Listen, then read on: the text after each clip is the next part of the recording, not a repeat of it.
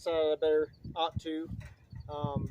Granted, I worked all night at my workplace, so I've been awake for almost 24 hours now. So if I kind of stutter a little bit more often than I usually do, then I'm sorry, but I'm tired.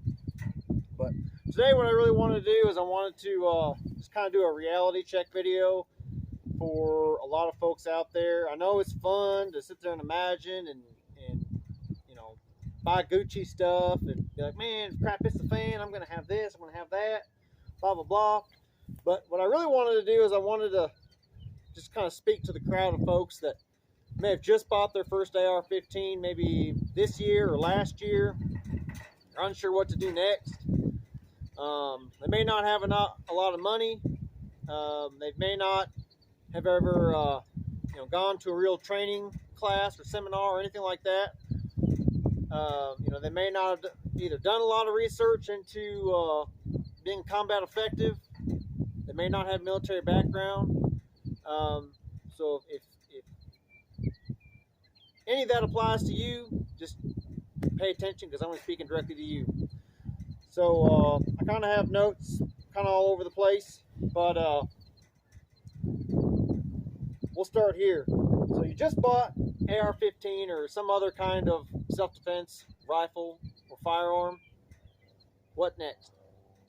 First, I'm going to say put iron sights on it. And I know there's going to be those folks out there that go, oh, but Red, I'm going to put this highfalutin red dot sight on it, blah, blah, blah. I don't need iron sights. And to this, I'll tell you, yes, put the red dot on it. 100%, please put the red dot on it. We're going to get to that. But before you spend another dime on that rifle, put some cheap irons on it, okay? Folding, I don't care if they're plastic, I don't care if they're Chinesium, put some kind of folding iron sights on it, okay? If it has the front A post on it still, those are getting rarer and rarer, fine, but put a folder in the back. And I'll tell you why. A,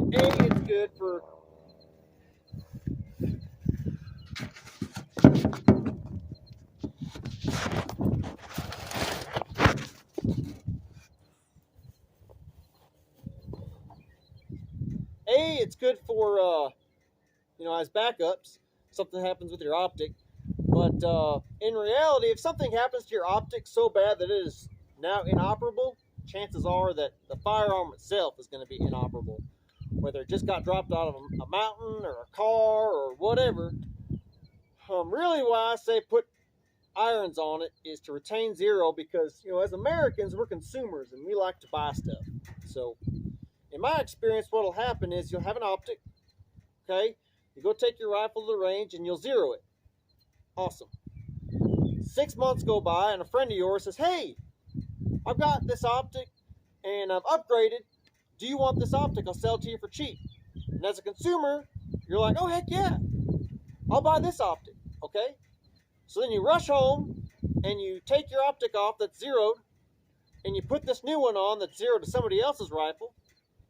And now your rifle isn't zeroed anymore, okay, until you take it to the range. Really, I just want y'all to stay combat effective. So if you can have at least some zeroed iron sights on there, I don't care if you sit there and play musical optics all you want to. At least you'll always have sighting ability that's zeroed, period. And in the future, if you decide, oh, I'm going to upgrade my iron sights, okay, that's fine, because you still have an optic that's zeroed. You know what I mean? So you can sit there and trade off each other. Next thing I'll say is put a sling on it. Okay, they're so cheap. You can go to Amazon, you can go to a lot of gun stores, and most of the time you can buy a decent sling that adjusts 2-point, sometimes 2-point to single point combinations for under 20 bucks. Okay, you don't have to spend $1,000 on a sling. It's a strap. That's all it is. Next thing is a light. Okay, and this is basically the order that you should be purchasing these things for your rifle on. If you spend $900 on an AR-15, $1,000 on an AR-15, and you're unwilling to spend another $100 on a light, a sling, optic, stuff like that. If you spend $1,000 on a rifle and then you want to spend $50 on some airsoft optic, don't run a sling because you want it to be streamlined, you want it to be sleek or whatever, and then you put some cheap NC Starlight on, which I assure you will 100% break the first time it gets cold. It'll stop working. Look at yourself for a long time in the mirror and think about what you're doing with your life. Because that's stupid. That is retarded. Don't do that. If you spend $1,000 on a rifle, you should be ready to spend another $1,000 between a sling, a light, iron sights, optic, and a few hundred rounds of ammunition so that you can get it sighted in and you can be proficient with it. I'm not saying an expert, I'm just saying proficient. Okay?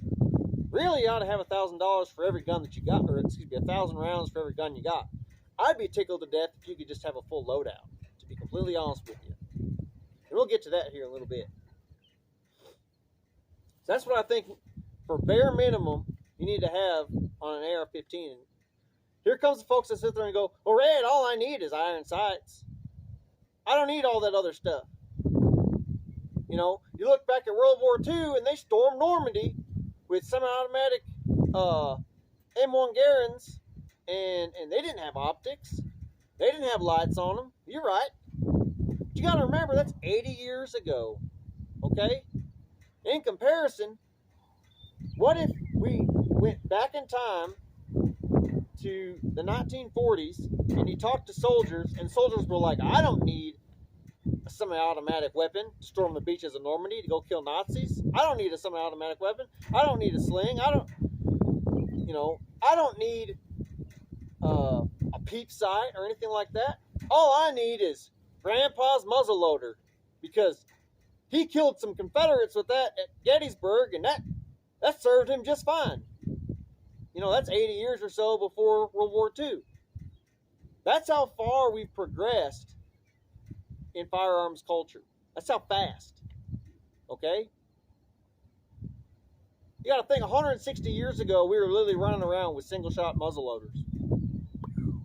160 years ago. Okay? Where are we going to be in another 80 years from now? My point is you want to be as combat effective as possible. So if you have two AR-15s, and both of them are just bare bones, sell one. Okay? You got two hands. You need both hands to manipulate one weapon. Sell one AR, take all that money, and put iron sights on it, put an optic on it, put a sling on it, put a light on it. Okay? Bare minimum, I'd say put at least $100 into the light. At least. Around $200 into the optic, at least. $20, $30 sling. I would hope you'd put $100 worth of iron sights on it, but you can buy them cheaper than that. I don't give a shit. I don't care if they're some Chinesium crap. Just put iron sights on your rifle. There's no reason not to. None. Alright, so what's some other gear that you're going to need if you're preparing for some kind of shit the fan scenario? I'm sorry, it's windy. It's Texas Panhandle. Well, a lot of folks like to sit there and go, "Well, I'm going to save my money, and I'm going to get a plate carrier vest, and I'm going to get some plates, and I'm going to get a ballistic helmet, and I'm going to get all this stuff." Okay, all right, let's think about that for a little bit. A decent plate carrier vest is going to be at least $100. That's airsoft quality. If you want a real good one, some like padded shoulders and stuff, you're going to be spending over $200 or more. Plates, they're more affordable now, but you're going to be spending anywhere between $200 to $400 a plate. Okay, so now you're at about $600. You want to get a ballistic helmet? Okay, great. It's going to be another $100 or so. You can buy them used. We're at $700 now. So for $700, you've got all this, but you haven't spent any money on magazines yet. You haven't spent any money on magazine pouches yet. You haven't spent any money on anything else except for just a vest and some plates and a ballistic helmet. Think to yourself, when are you going to be wearing this stuff anyway?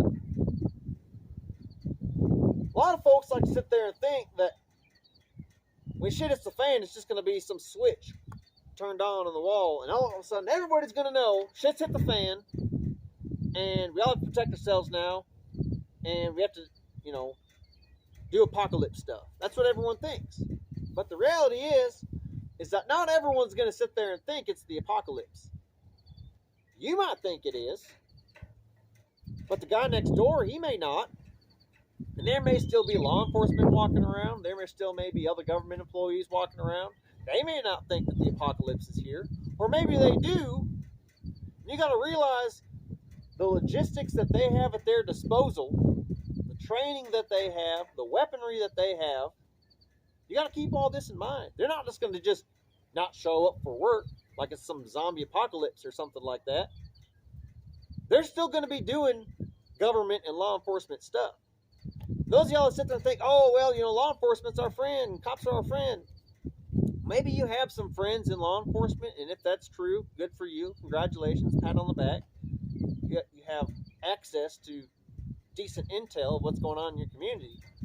But thing is if you decide you're going to go make a diaper run at Walmart, and, you know, stuff's crazy, so you're going to just throw your AR15 over your back with that sling that I told you to buy, walk into Walmart, I'm going to tell you right now, you're not going to get very far. Because if law enforcement doesn't stop you, some concealed carrier that thinks you're an active shooter will.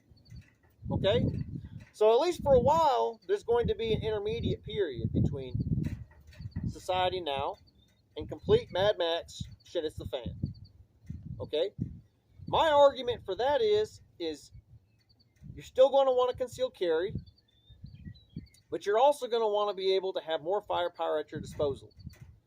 And my answer to that is going to be a backpack gun. Now, some of y'all might sit there and say, okay, I'll have a PDW 300 blackout in my backpack. I'll be good to go there. And absolutely, sure, go ahead, that'll work. I don't have 300 blackout. I have no intention of getting a whole nother round for an intermediate cartridge. I like 5.56 just fine. Me personally, I have a Strybog, which I've already done a video on that. And it's in this unassuming Columbia backpack. Looks like anything a college student would have. And look here, I have a sling on it. I have an optic on it. I have backup iron sights, which Strybog already comes with that. And I have a light on. Okay? Now this is something that, again, I can just have in my backpack and walk around with. Granted, it's not a true PDW, which is going to be a lot smaller, based off of a pistol.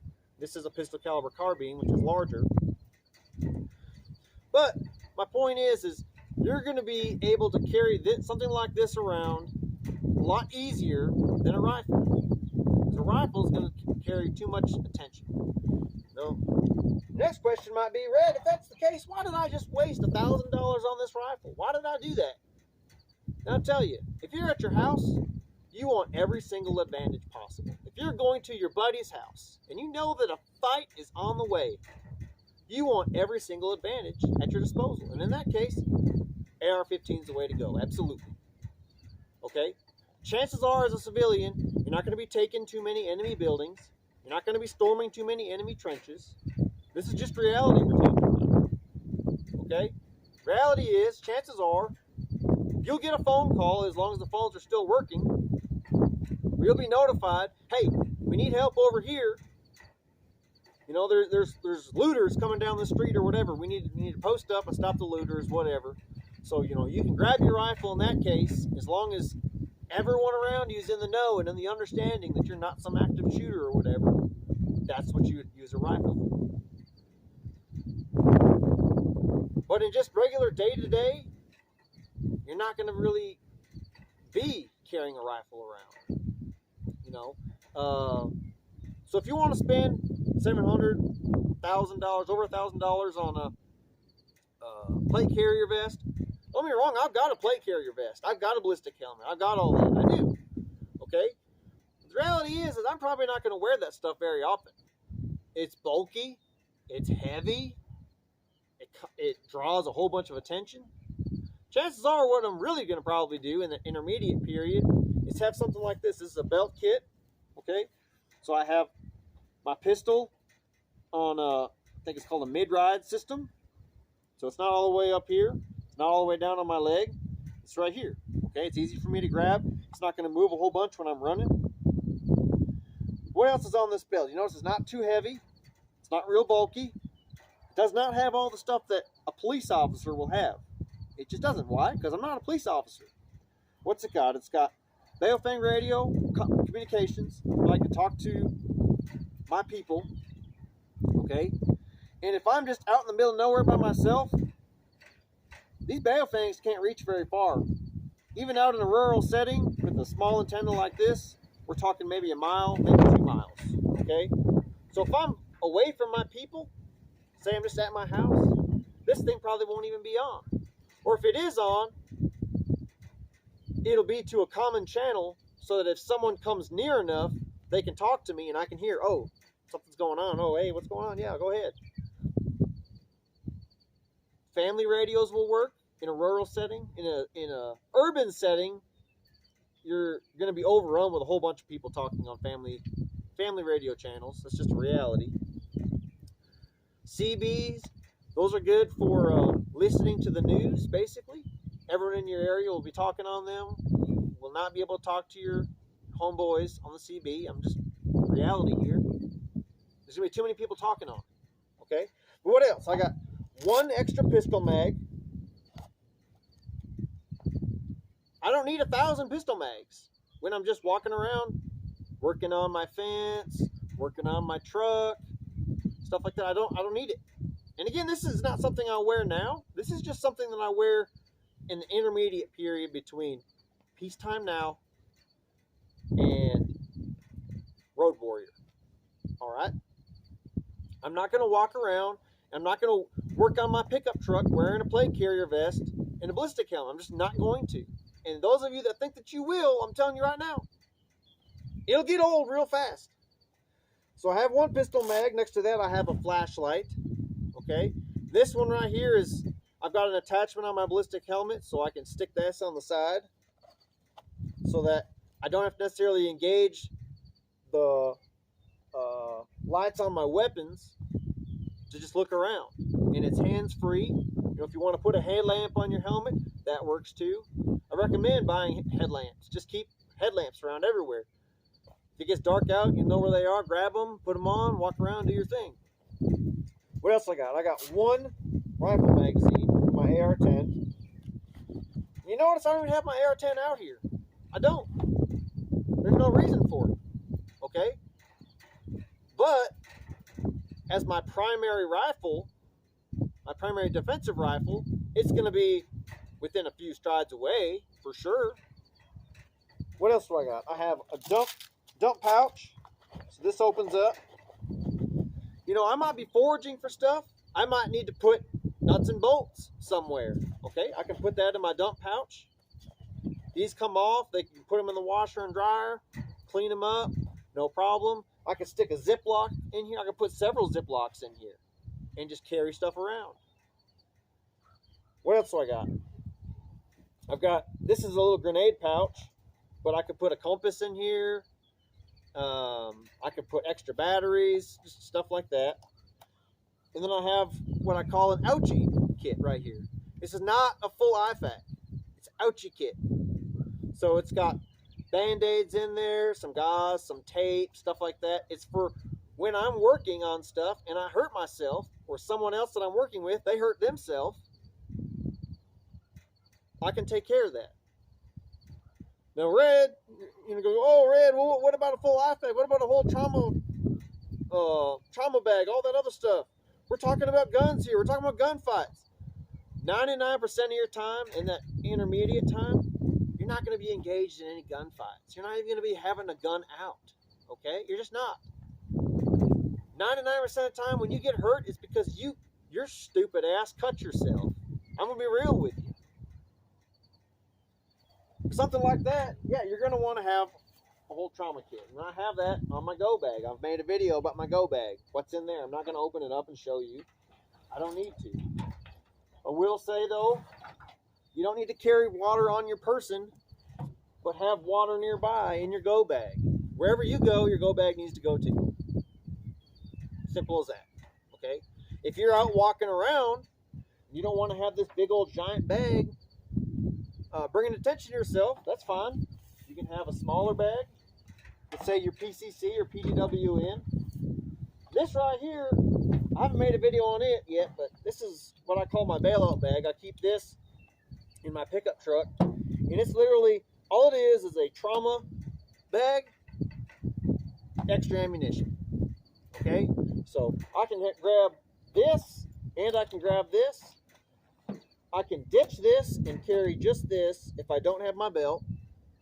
And I have, again, trauma bag and extra ammunition for a fight. Okay?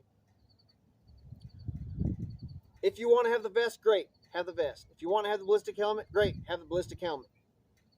But there are steps beforehand that you need to take before you do that. And you can sit there and go, oh, Red, but I want to save my money. I want to, buy it once and cry once. Okay, fine. But I'll tell you this: 2 is 1 and 1 is none. If you save, your $1,000 or whatever for your ballistic vest and your ballistic helmet, and it's at the house, because you're not going to carry that around your car or in your truck. You're just not going to. After a while, that's just going to get old, or it might get stolen. Stuff like this you can carry around. It's not a big deal, okay? Really, ideally, I could have a small duffel bag, and I could put this in there, and I could put this belt in there. And my handgun I keep on my person, obviously. Your car is not a holster. Not. Don't leave weapons inside your vehicle if they're not locked up. And I don't mean the door being locked. I mean locked inside the car. So you can buy car safes and stuff like that. If for whatever reason you work in town and you can't carry a gun on you at work, but you still want to carry it with you into town, I understand. Lock it up in a car safe. They're cheap. They're $100. Do that. But having systems like this, where I'm not going to draw a whole bunch of attention to myself. I can walk down the road right now wearing this. Right now, it's peacetime. People drive right past me. Oh, he's just an outdoorsman. I can walk in the woods right now. If I come across someone that's hunting or whatever, they're going to go, oh, hey, Red, how you doing? Not going to draw a lot of attention. And those of y'all might go, oh, how come your camo doesn't match? This is a OD green pistol belt, military surplus, $10. This is a radio pouch. I recommend having actual radio pouches. Don't hang your radio off your belt, because those belt clips break. I promise you, they break. And when you need to call for help and you don't have a fucking radio because your belt clip broke, you're going to think about me and go, man, I should have bought a $15 radio pouch. This grenade pouch, $5. This ouchie kit bag, $20. Mag pouches, $10, $15. The dump pouch, I think that was like $15, $20. This whole belt rig right here, $100. Okay, I have pretty much whatever I need in the day-to-day. And again, if something pops off in regards to, you hear gunshots at your neighbor's house, and you have time to go don a vest, put a ballistic helmet on, grab your battle rifle, haul ass over there, and, kill some bad guys, cool. But chances are you're not going to have that time. You're not. So if you have your rifle, leaned up in the corner, wherever you're working, you've got a belt kit like this, or you've got a low-profile chest rig, you can do your day-to-day work. Keeping the brush trimmed down in your on your property.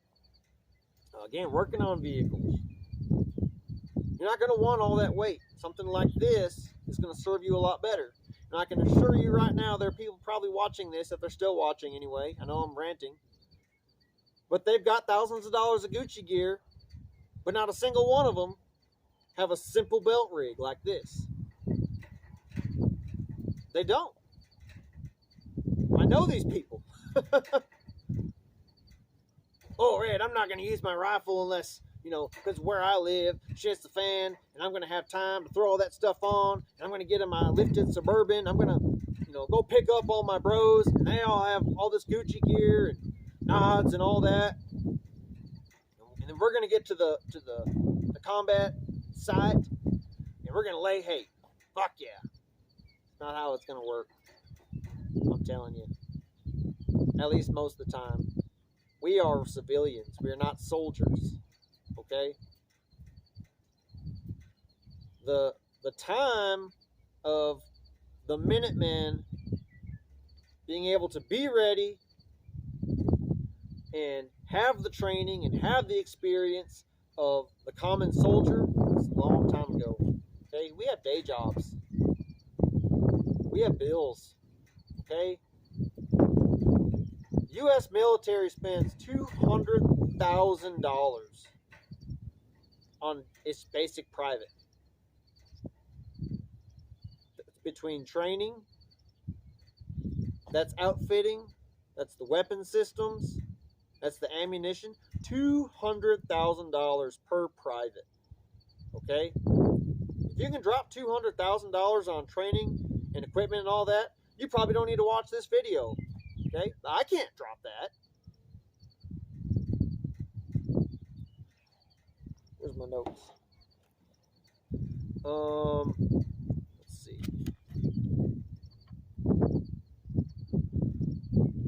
So one thing I do want to talk about real quick also is the need to group up. I've already talked about this in older videos. If you think that you can be a lone wolf or be the only one that protects you and your family, that's all y'all need, I'm going to tell you right now, if it gets real bad, you're going to die. If you think that you can just go run off into the woods by yourself, take your family with you, you're going to die. Just being real with you. You need to have a group. You need to have a network.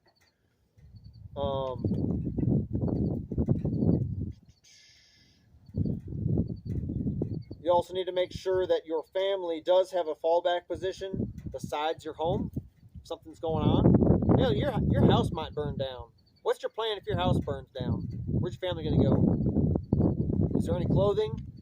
Extra food for them somewhere? That's why it's important to cache stuff at friends and family's house and have those plans in place. My recommendation is buy budget, make it better. Again, 2 is 1, 1 is none. Buy that cheap optic, as long as it's not that $50 airsoft optic. Spend a couple $100 on an optic. When you can upgrade it to something better, do that. For training, you need to be physically fit, period. Period. You know, y'all watch my older videos, you can see I used to be fairly chubby. I'm not anymore. I'm not. I go to the gym regularly. But on top of that, when we're training with weapons, we need to be familiar with those weapons. That requires cleaning. I always say clean your weapon all the time. When you clean your weapon, it means you're familiarizing yourself with the weapon. That's why the U.S. military, what's one of the reasons why the U.S. military recommends soldiers clean their weapons all the time. They want them to be familiar with the operation of that weapon. They want them to understand the limitations of that weapon. When you go to shoot your weapon, don't just stand at a bench and shoot it, or sit at a bench and shoot it. Oh, I'm marksmanship training. Okay, good for you. Next step after that is being able to run and gun. If you don't have access to a range where you're allowed to run around and shoot targets, I hope you would at least have the ability to do up-downs at your station and shoot. So, for example, you could shoot your rifle or your pistol even, lay it down, do a push-up, stand up, do it again. Shoot a couple rounds, get back down, do a push-up, get back up. The whole point is just to try to get your arms tired and your heartbeat up. Okay, trying to fatigue your system. Do that as often as you can, You don't have to sit there and spend thousands of dollars on ammunition to do this. I'm talking about 1 or 2 rounds. Pop, pop. Push up, get up. Pop, pop. Push up, get up. Pop, pop. You don't need a mag dump. You do the same thing at home, just dry firing. Do it in front of a mirror. You'll know if you're worth the shit or not. It's one thing to sit there and practice, grabbing, quick drawing in the mirror. That's one thing. You can do that too. Dry firing. Make sure there's no magazine in it. Make sure the weapon's unloaded and everything. But fatiguing your system, getting your heartbeat up, because let's be real. If you have to pull your weapon and shoot at somebody, you are not going to be a calm individual. I assure you, you will not be calm. Your heartbeat will not be at 70 beats per minute. It'll be at 130. Okay? Another thing is, too, is if you have the ability, train in a static position. You don't have to sit there and run around if you don't want to. But practice shooting around vehicles. Practice shooting around cover. There's tons of YouTube videos about it. But work on the movements of shooting around cover, shooting over cover. Try not to shoot over. I always try to shoot around or shoot under if possible.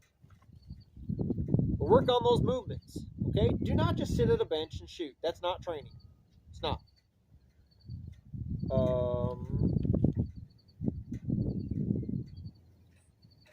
Yeah, that's basically it. If y'all enjoyed this video, please give it a like, subscribe.